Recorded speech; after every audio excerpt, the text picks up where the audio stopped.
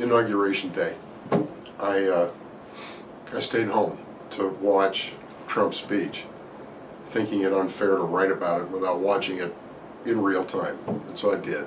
And I hoped that he would surprise me, but he didn't. My copy is near this video. I grew up in a family of Okies who were all political, but every imaginable shade of politics. But I became an inaugural speech freak at a tender age. My dad went to prep school with Jack Kennedy.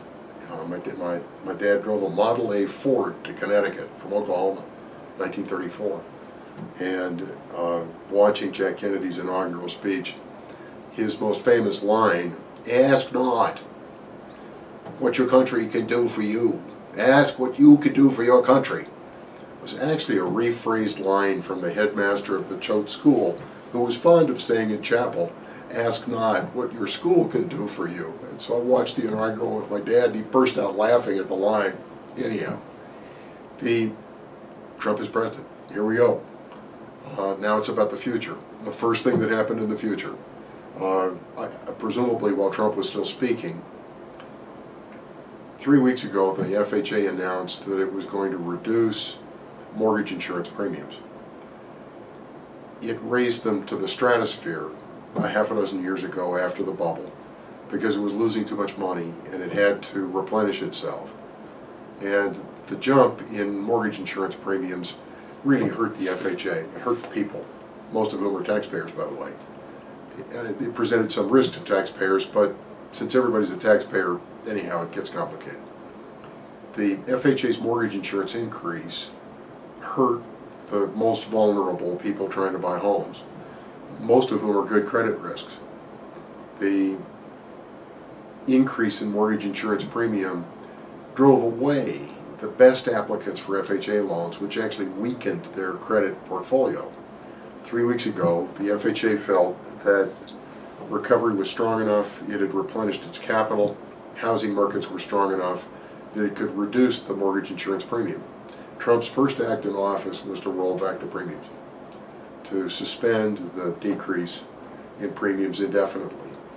There have been, no one knows how many thousands, tens of thousands of real estate contracts were written in expectation of the new lower premiums, which were to take effect for any closing after January 27th. Not now.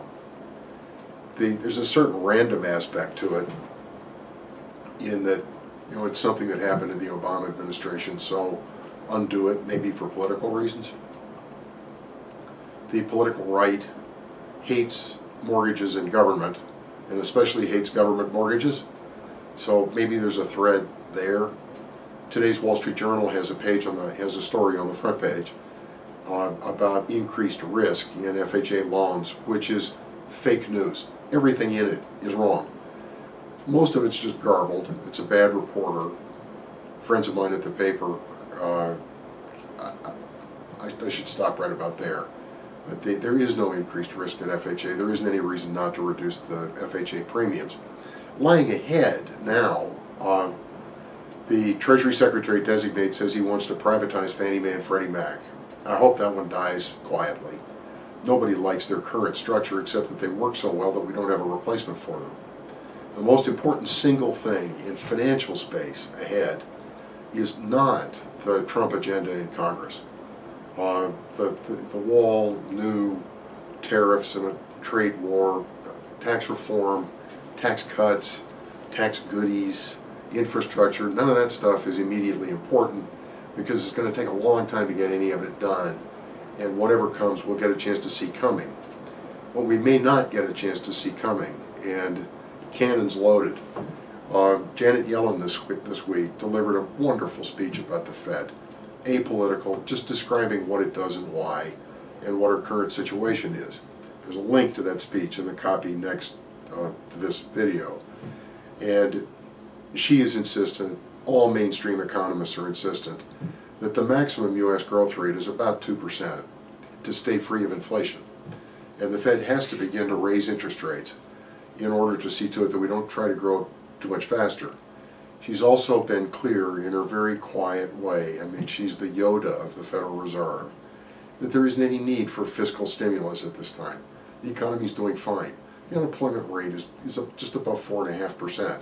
We're not going to add a lot of jobs, not without creating a lot of trouble. The Treasury Secretary designate, Mr. Mnuchin, who I assume has been called Munchkin ever since he was a little kid, faced his hearings for confirmation yesterday. And senators being senators, they spend most of their time talking instead of asking questions of him. As far as I can tell from the transcript, no one asked Munchkin about the collision ahead between Munchkin's insistence that the economy is going to grow at 3 to 4% a year and the Fed's insistence that it can't, that 2 is about the best we're going to do unless we go to work on productivity, which is a difficult, slippery, longer run, persistent process. But that collision is coming. And at some point, I assume, Mr. Trump is going to get frustrated that the Fed is trying to undermine his plans for faster growth.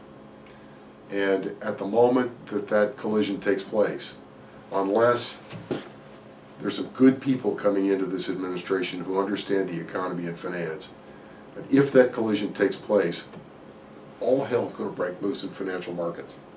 And on that happy thought, the end to Inauguration Day. Good weekends.